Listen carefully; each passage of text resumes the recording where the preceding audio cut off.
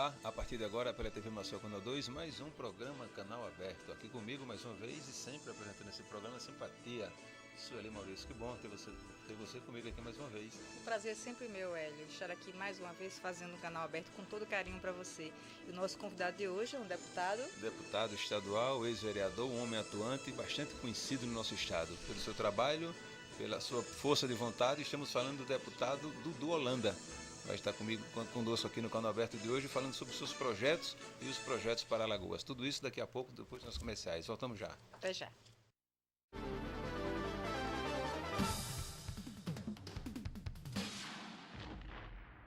De volta aqui pela TV Maceió Canal 2 com o programa Canal Aberto. Nosso entrevistado de hoje é Dudu Holanda. Deputado, muito obrigado por ter atendido o nosso convite. Eu que agradeço, Hélio. Eu que agradeço, Sueli. E é uma satisfação estar aqui contigo. Que bom.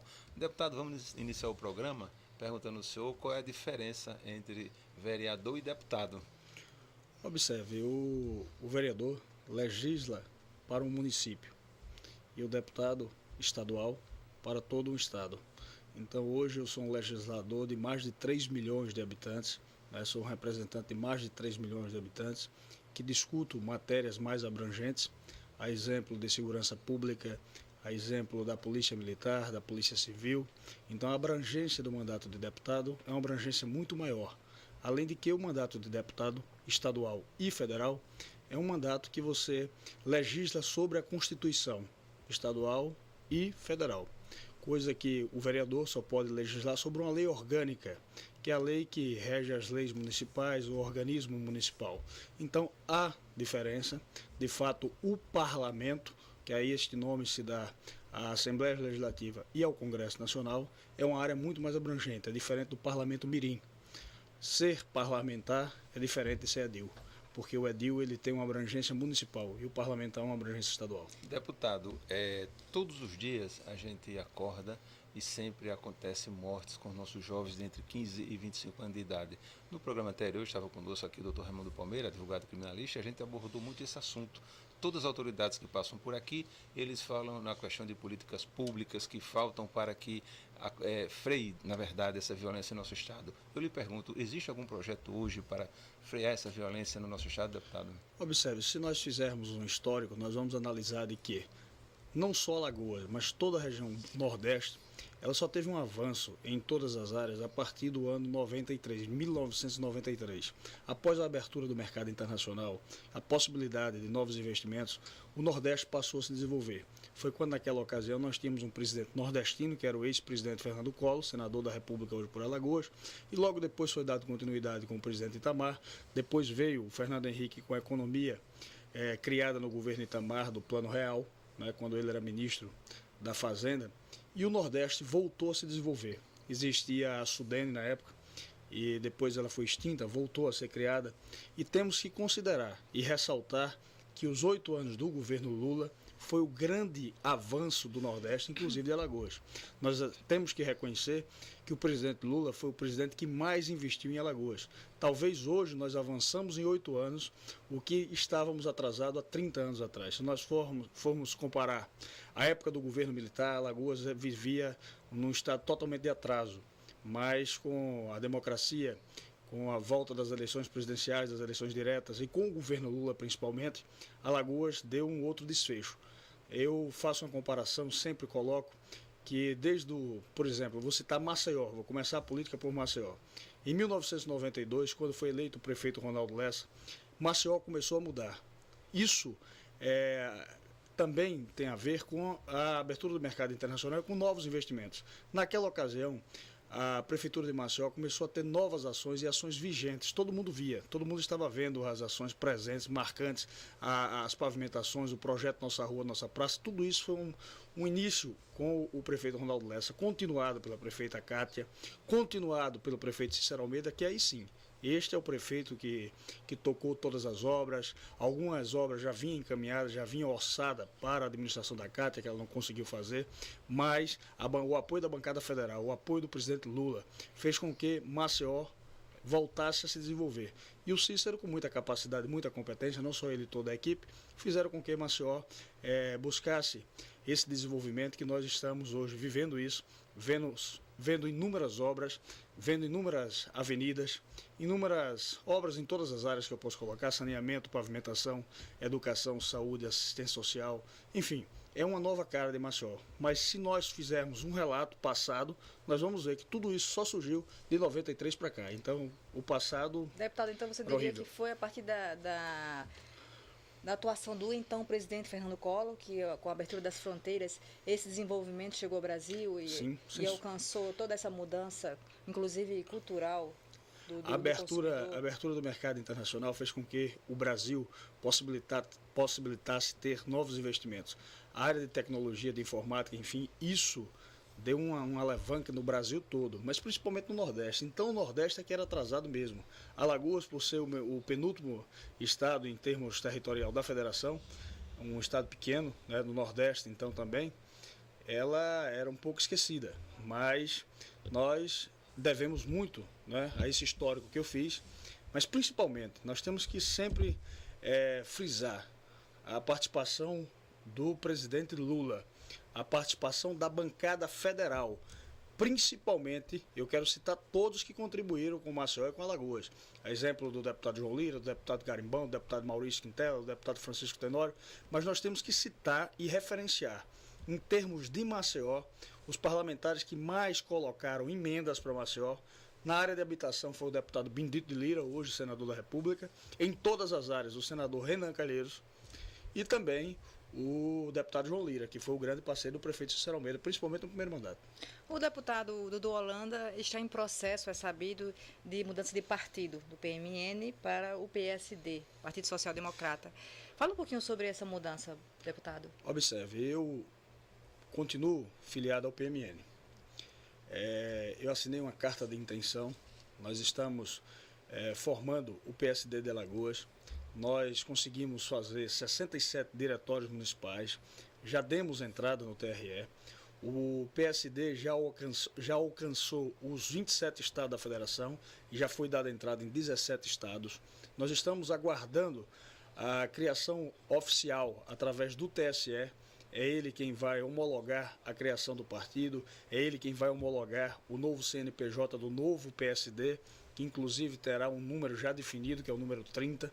Nós estamos aguardando apenas esses questionamentos jurídicos que estão sendo dado entrada, inclusive pelo PTB, alegando a fusão partidária que houve no ano de 2003, quando o PSD foi incorporado ao PTB. Eu fazia parte do PTB desta época e houve essa incorporação partidária. Então o PTB está cobrando isso, mas o novo PSD é uma realidade em todo o Brasil. São 55 deputados federais, dos 513 do Congresso Nacional, 55 já assinaram essa ficha de intenção, assim como eu.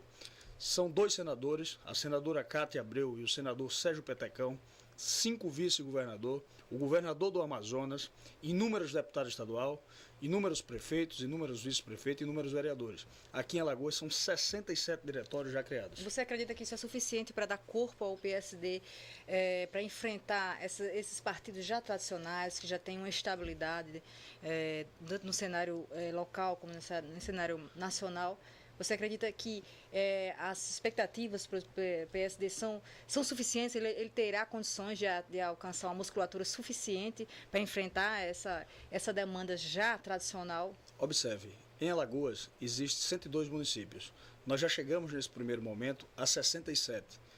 Podendo chegar num segundo momento que eu falo, a partir do momento da criação oficial do registro do partido, nós podemos criar os novos diretórios. Por que nós inicialmente criamos 67? Porque nós demos prioridades àqueles detentores de mandato, seja ele vereador, vice-prefeito, prefeito, deputado estadual, no meu caso, ou deputado federal, no caso do deputado João Lira. Nós assinamos a carta de intenção. A partir desse segundo momento, o cidadão, do eleitor dos municípios poderão criar os seus diretórios. Aqueles que não detêm mandato poderão continuar criando os diretórios e nós vamos fazer isso até o dia 30 de setembro, quando vai se dar o prazo para filiação, para que nós possamos encaminhar a documentação no dia 5 de outubro deste ano, para que as pessoas estejam legalmente registradas nos partidos, no caso do PSD, para que nós possamos dar entrada no TRE e eles possam ser candidatos no pleito de 2012. Então nós temos esse prazo ainda do mês de agosto, que nós estamos, como também do mês de setembro. Eu sei que o prazo não corre é curto. risco de cair na infidelidade partidária? Não, porque é o seguinte, se não vingar o partido agora, não passei de ser um simples papel que não foi documento. Então, assinei um papel que não tornou-se documento. Não passou da intenção. Não passou da intenção, exatamente, perfeitamente. Eu só perderia o meu mandato se eu desse entrada na minha desfiliação do PMN, sem justa causa, sem alegação de motivos nenhuma. A resolução vigente, ela diz que o parlamentar só pode trocar de partido no caso de incorporação ou fusão partidária, troca ou mudança do regimento interno do partido, ou no caso de surgimento de um novo partido. Então nós estamos por essa resolução, que é o item 3 da resolução, que é a criação de um novo partido. Então todos nós que somos filiados a partidos, por exemplo, eu sou filiado ao PMN, o deputado João Lira filiado ao PTB, nós estamos assinando essa carta de intenção e a partir do momento que for homologado, que for criado oficialmente o PSD, nós já estaremos no PSD, no nascer do partido, nós estaremos junto com a fundação. Deputado, o ano que vem temos eleições para vereador e deputado e prefeito. Tá certo? Eu pergunto uma coisa, o deputado Dudu Holanda já tem apoio definido? Que base vai ficar? A quem vai apoiar? Observe, as minhas bases que eu fui votado e que eu tenho apoios no interior, eu tenho os meus candidatos a prefeitos à reeleição. Por exemplo, eu apoio a prefeita de Flecheiras à reeleição, a prefeita Silvânia Cavalcante. Eu apoio a prefeita Rita Bonfim à reeleição de Porto Real do Colégio. Eu apoio a prefeita Maria de Fátima à reeleição de Santa Luzia do Norte. Eu apoio o prefeito Zé Márcio à reeleição em Maribondo. Eu apoio o prefeito Cristiano Mateus à reeleição em Marechal Deodoro. E outros tantos prefeitos, eu apoio o vice-prefeito do Pilar, o vice-prefeito Renatinho, que vai suceder o prefeito Oziel. E outras candidaturas, eu apoio o vereador Paulo Ascioli, que é o vereador mais votado de Satuba e que é candidato ao prefeito de Satuba. Então nós estamos trabalhando diretórios em todos os municípios quais eu fui votado, que eu tenho a base política, o apoio da base política.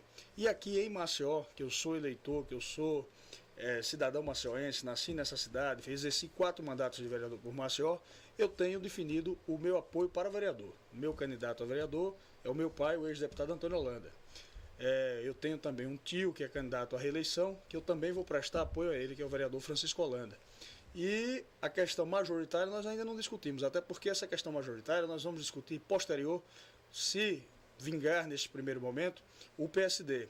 Caso contrário, eu vou aguardar a direção do PMN, qual partido que eu sou filiado, qual vai ser o direcionamento que o PMN vai se posicionar politicamente ou até mesmo apresentar o nome do PMN.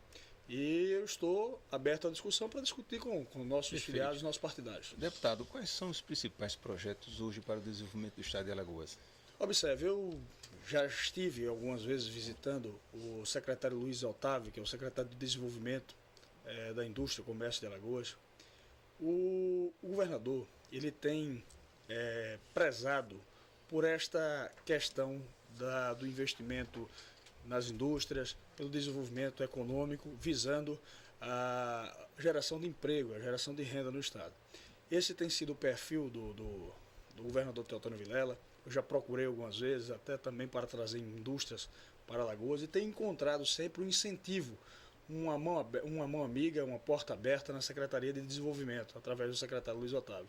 Eu acredito que o incentivo dado, acredito que os polos industriais que estão criados em Alagoas estão colocados à disposição das indústrias para que elas venham se instalar aqui, que aqui também tenham incentivos, a exemplo de o polo de Messias, o polo de Rio Largo, o polo de Maceió, o polo de Marechal Deodoro e também um pequeno polo do Pilar, que eu já tive lá inclusive com o prefeito Oziel também para discutir a construção de uma indústria de plástico lá no polo do Pilar. Há um incentivo fiscal e há um incentivo do governo do estado que visa desenvolver o estado através de indústrias. E já é presente a criação de outras indústrias. Eu não sei precisar exatamente a quantidade, mas cerca de 40 indústrias estão criadas em Alagoas. Deputado, a respeito, volto na questão da violência do estado de Alagoas. Você já declarou em outras entrevistas que é favorável à questão da implantação das unidades de polícia pacificadoras, os UPPs, em Maceió. Você acredita que esse projeto aqui, dentro da nossa realidade, é favorável? E pegando um gancho ainda relacionado a isso, a questão da legalização do bico do policial. Teria alguma forma de benefício nessa questão da pacificação das comunidades? Você acredita que esse projeto tem algum benefício para o policial? Observe, eu vou iniciar tratando sobre as UPPs. Em Maceió já está instalada 5 UPPs com outro nome, o nome de Base Comunitária. É verdade que fui eu que iniciei essa discussão na Assembleia Legislativa. O deputado Jefferson também discutiu muito comigo esse assunto. E hoje, graças a essas discussões, a capacidade e competência do secretário Dário César, que eu sempre salientei isso, sempre coloquei que conheço o Dário, sei da sua capacidade, conheço o Dário ao longo dos anos, inclusive quando ele chefiou a segurança do presidente da República. Então, eu sei da sua capacidade. E a questão das UPPs nas comunidades, principalmente nessas comunidades onde elas estão instaladas, são comunidades carentes, são comunidades com índices de criminalidade, com índice de violência. É importante para aproximar o policial militar da comunidade, para fazer com que possa inibir, coibir a violência, como também educar aquelas crianças inocentes que muitas vezes se deixam influenciar pelos traficantes, né, pela falta de instrução, pela falta de orientação, pela necessidade muitas vezes, pela falta de emprego que os seus familiares têm. Então os traficantes usam de má fé, usam essas crianças como aviãozinho, que são aqueles atravessadores que vendem a maconha, que vende o crack, que vende, enfim, os produtos entorpecentes, para que essas crianças possam levar a droga em troca de um pequeno trocado, e essas crianças passam a isso para o sustento da sua família. É lamentável, mas com a base comunitária há uma educação militar, há uma formação dos militares, a aproximação com a comunidade. Mas existe uma preocupação de, aliado a esse trabalho de policiamento, também com por parte do governo, de trabalhar a questão da educação, porque essas crianças são tão vulneráveis assim para os traficantes, justamente porque elas não têm perspectivas, em geral, em regra, eles não têm outras perspectivas de vida. Elas não têm a educação básica respeitada, o acesso à educação. Muitas vezes nem a alimentação básica tem, às vezes são algumas crianças que são exploradas pelos pais, que em vez de trabalhar, passam essa responsabilidade para as crianças que estão em pleno desenvolvimento, e o governo tem essa preocupação, porque essa é uma questão básica, mais básica, ela está realmente na situação basilar da questão da violência, enquanto que a polícia está na ponta, é a repressão. Como é que o Estado tem feito para casar as duas coisas? Observe, no primeiro governo de Teotônio Vilela foi criado a Secretaria da Paz, com essa intenção de levar a paz aos bairros, de buscar essas crianças que estão viciadas para a recuperação desses drogados. Está sendo feito uma parceria de trabalhos, além da Secretaria da Paz, com a Secretaria de Assistência Social, tanto do Estado quanto do município. É eficaz o trabalho da Secretaria do município, nós estamos vendo as assistentes sociais, os CRAs funcionando. O prefeito Cícero Almeida tem investido muito em parceria também com o governador. É necessário, como você bem disse, investimentos ainda maior na área de educação, por mais que já foi feito, mas é necessário cada vez mais. É necessário a ocupação dessas crianças por mais tempo possível nessas escolas, para que não tenha esse tempo vazio exatamente hoje para ficar de forma vulnerável a esses traficantes. E olhar também para as famílias, né, que são a base de onde essas crianças, o nascedor dessas crianças. Perfeito. Eu acho que o governo Lula já deu um pontapé inicial. As famílias mais carentes, através do programa Bolsa Família, né, através de todos esses programas sociais que foram criados no governo Lula, mas é importante. O que importa, na verdade, é atrair indústrias, atrair empresas para a geração de emprego, para que possibilite a mão de obra para essas famílias, porque aí elas não se sujeitam a esse tipo de prestação de serviço para os traficantes. Você está com um raciocínio perfeito, e o principal investimento que nós temos que gerar é emprego para a população trabalhar. Deputado, falando em emprego, falando em desenvolvimento, a gente sempre vê as notícias sobre o estaleiro que vai sair e tal. Como é que se encontra, deputado, essa situação? O senhor tem notícias sobre o estaleiro? Eu tenho acompanhado, não tão próximo, mas tenho informações sobre isso. A princípio foi dado, né, a área do terreno, através da prefeitura de Coruripe, através do governo do estado, os incentivos foram criados. Houve um problema na questão da licitação, da licença ambiental por parte do IBAMA, né? O IMA permitiu, o IBAMA não deu essa licença ambiental para a construção do estaleiro, houve problemas dessa natureza. Eu não sei recentemente como está a parte, se já iniciou as obras ou se não. Ela estava nesse impasse aí sobre essa permissão da construção, né, sobre a exploração da área lá de vegetação, que era essa licença que o IBAMA teria que dar. Mas, deputado, se fala muito na questão do IBAMA, que é o IBAMA que está emperrando a questão do estaleiro em Alagoas. Em Ipojuca, Pernambuco, houve uma área devastada muito mais extensa do que de Alagoas, onde já estão instalados 2 estaleiros. Inclusive, os ambientalistas falam que é justamente em função disso que os tubarões partiram para Boa Viagem, Isso. migraram para Boa Viagem, e, no entanto, estão lá os estaleiros em desenvolvimento. Essa questão do estaleiro em Alagoas é realmente ambiental ou é uma questão política? Bom, eu acredito que seja um impasse ambiental, mas se você analisar questão política e questão ambiental, elas estão associadas, porque, queira ou não, a indicação da superintendente Sandra Menezes é uma indicação política, né? Então, que prevalece na opinião do deputado? Na época foi a indicação do deputado Francisco Tenório, hoje, salvo engano, a manutenção é pelo senador Fernando Collor. Eu não posso dizer pessoalmente, é a opinião pessoal, porque não acredito que a Sandra não queira ver o desenvolvimento de Alagoas. Ela, como filha da terra, eu acredito que ela queira ver também este estaleiro.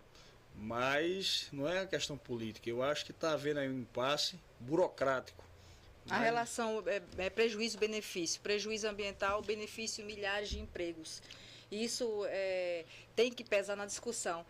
Como é que o senhor vê como deputado? O senhor pretende, de alguma forma, interferir nessa discussão, dar algum tipo de contribuição? Observe, eu vejo muito mais benefício do que prejuízo, né? Afinal, a região sul, o município de Coruripe e todas aquelas cidades ciclovizinhas vai ter exatamente o que Alagoas precisa, vai ter emprego para essas pessoas que inicialmente vão participar da construção do estaleiro, da mão de obra do estaleiro, e depois a geração de emprego que vai existir através da construção de navios, como também dos outros estaleiros que venham a surgir, a exemplo dos estaleiros sobre reparos de navio, porque não só construir.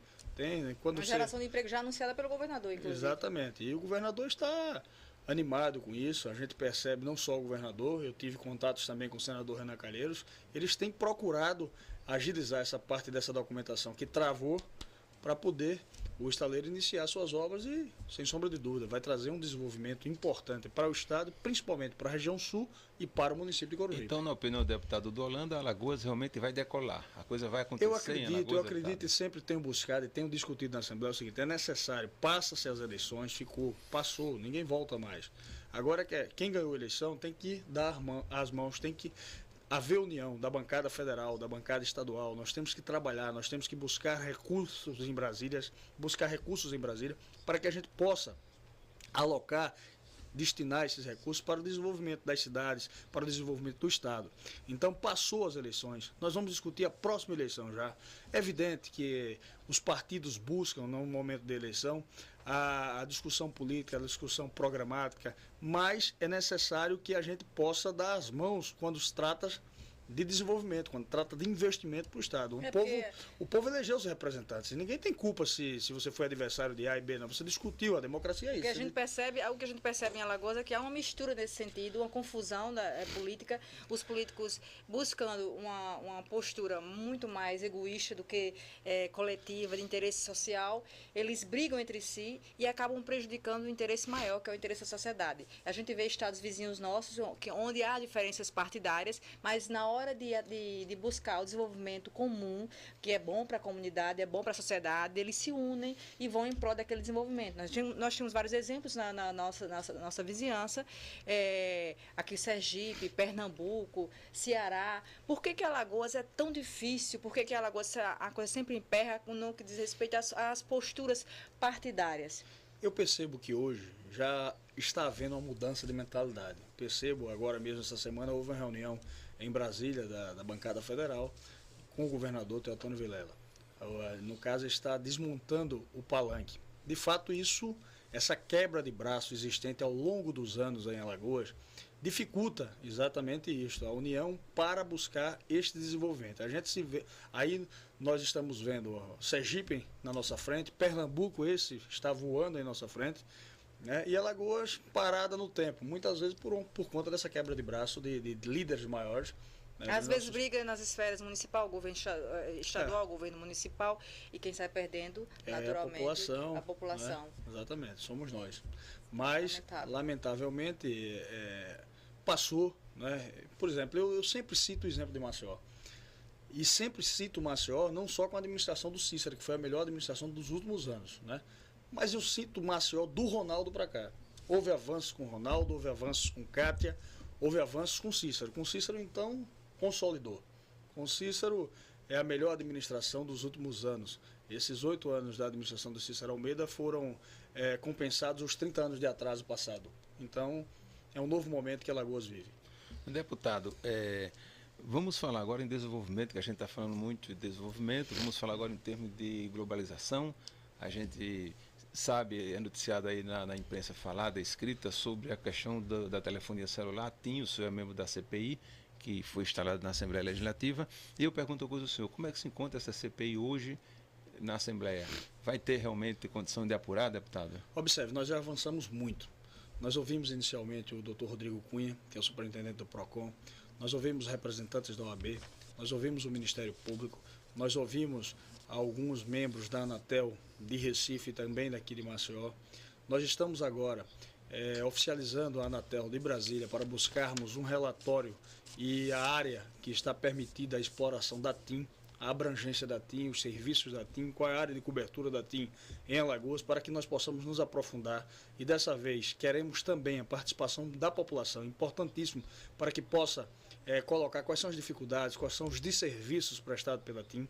Nós temos um link aberto, inclusive, no site da Assembleia, para que você possa sugerir, para que você possa opinar quais são os problemas que nós, consumidores TIM, estamos vivendo. Eu já dei a minha opinião, é importante que você, consumidor TIM, também dê a sua opinião. Não seria importante ampliar essa investigação para a telefonia celular de um modo geral, porque nós também temos problemas com as outras operadoras. A TIM tem um problema seríssimo, porque, ao que parece, ela abriu um espaço para uma demanda maior do que o que ela suporta, ou o que ela tem suportado. Mas nós também vivenciamos alguns problemas com outras operadoras.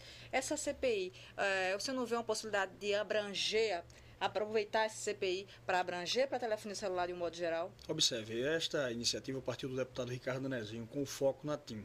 Até porque o Ricardo Nezinho é um deputado de Arapiraca, de Alagoas, mas de Arapiraca, a cidade natal dele é Arapiraca. E os problemas vividos pela TIM de Arapiraca, o consumidor de Arapiraca... Um tempo atrás não pegava TIM em Arapiraca. Então, aí o Ricardo propôs isso. Eu, por viver esses problemas em Maceió e ser um representante da capital, eu sou um deputado da capital, então o que é que aconteceu? Eu percebi algumas vezes o nosso aparelho dando pane mesmo, mas parando totalmente, o consumidor TIM passando horas sem poder se comunicar. Então eu subscrevi nesta comissão e solicitei ao presidente da Assembleia, através da liderança do PMN, que eu pudesse fazer parte também dessa comissão. Então, veja bem, você me pergunta sobre a abrangência, sobre também abrir essa comissão para a CPI da Oi, da Claro, da Vivo. Fala-se que a Oi parou de investir nas antenas para abranger a cobertura. Eu diria o seguinte, seria ainda melhor se nós fizermos o seguinte, terminar o trabalho da CPI da TIM, certo? Depois fazermos, por exemplo, uma CPI da Claro, da Oi e da Vivo, até elas podem ser uma só CPI, né, nesse momento, porque nós fizemos da TIM, por ser a TIM a operadora que tem maior número de consumidores, por ser a operadora mais antiga um caso de Alagoas. Mais grave mesmo. A TIM de Alagoas, ela começou a operar em 1994, quando ainda era a Telasa Celular.